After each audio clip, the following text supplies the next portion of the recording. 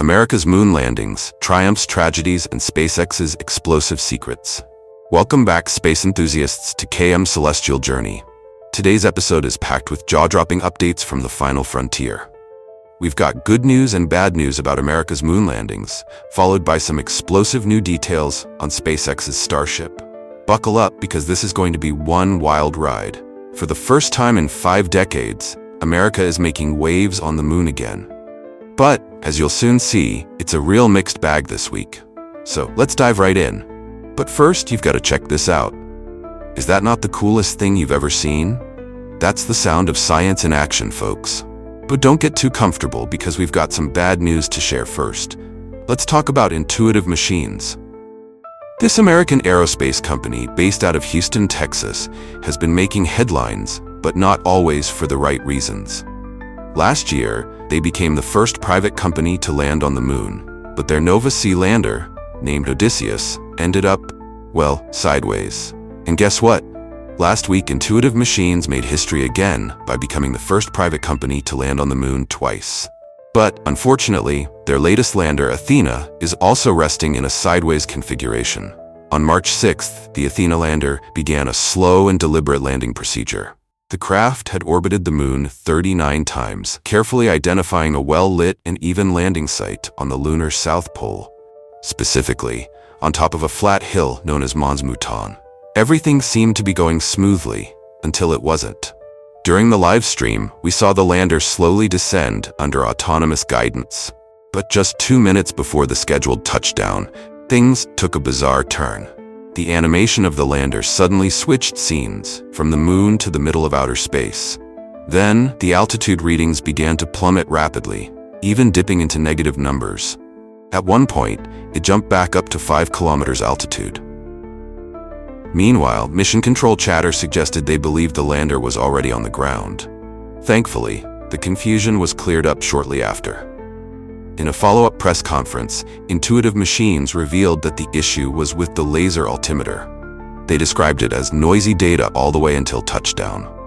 Now, if you've been following this story, you might remember that the laser altimeter played a crucial role in the first Intuitive Machines landing last year. Or rather, it didn't. The device was rendered useless after someone forgot to remove the protective cover before launch. So, it was widely believed that if Intuitive Machines had that laser, they would have had a better landing result. Turns out, not so much. In a second update on March 7th, Intuitive Machines confirmed that the Athena lander was resting on its side, and in the worst possible location. It's tipped over in the bottom of a shallow crater, surrounded by shadows. The company proudly announced on X that they've executed the southernmost lunar landing to date and operated payloads. But here's the kicker. Athena ended up 250 meters away from its targeted landing zone. Wait, hold on. NASA's statement says it was 400 meters off target. So, who's right?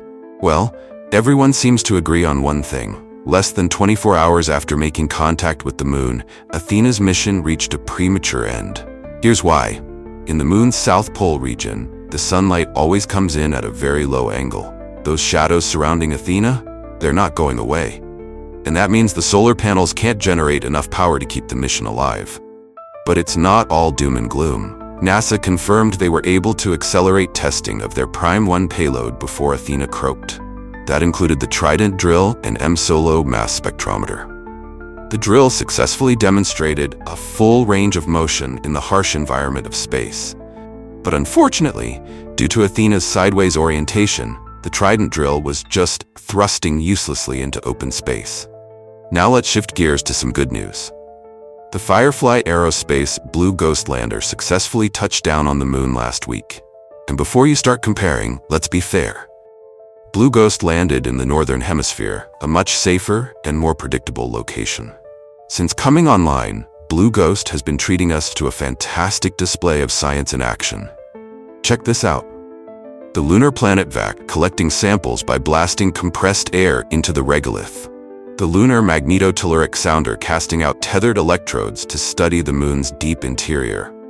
And the Lunar Instrument for Subsurface Thermal Exploration, LISTER. A small drill breaking through the surface, with rocks snapping and crackling like sparks. Firefly has also been releasing these heartwarming behind-the-scenes videos, showcasing the engineers and flight technicians who made this mission possible. It's been incredible to share this moment of triumph with them. Unfortunately, some of the most exciting lunar payloads this year were attached to the Intuitive Machines Athena lander. It was carrying a wheeled rover and a hopper drone, payloads we'll never get to see in action.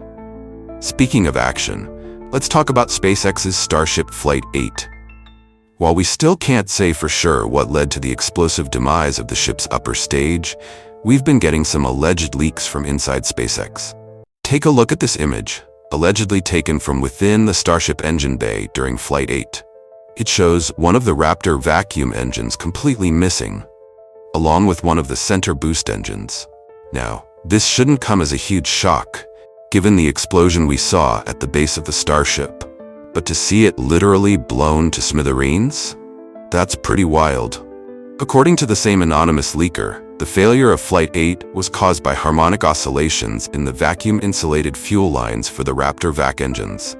These fuel lines feed down from the upper methane tank, through the oxygen tank, and into the engine. The leak claims that the measures SpaceX took to solve the problem after Flight 7 actually made it worse. And here's a theory that's been circulating. As the oxygen tank empties, the vibrations of the fuel lines increase because the liquid acts as a damper. This is why SpaceX's 1-minute static fire test didn't prove anything. They didn't empty the fuel tank. Plus, the resonance of an object in a vacuum is very different from its resonance in an atmosphere. The strength of these vibrations leads to breaks in the lower parts of the fuel lines, right where the main wiring for the Raptor vac engine is located. This, in turn, caused the engine's regenerative cooling system to malfunction, leading to the explosion.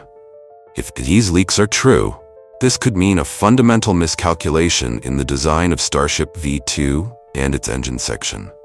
And that raises serious questions about the fate of the next 2 Starship vehicles, which have already been constructed. Will they need a design revision, or will they have to be scrapped entirely?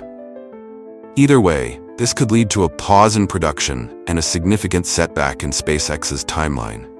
So there you have it, folks. A roller coaster of triumphs, tragedies, and tantalizing secrets from the world of space exploration. Thanks for joining us on this celestial journey. Don't forget to like, share, and subscribe for more cosmic updates. Until next time, keep looking up.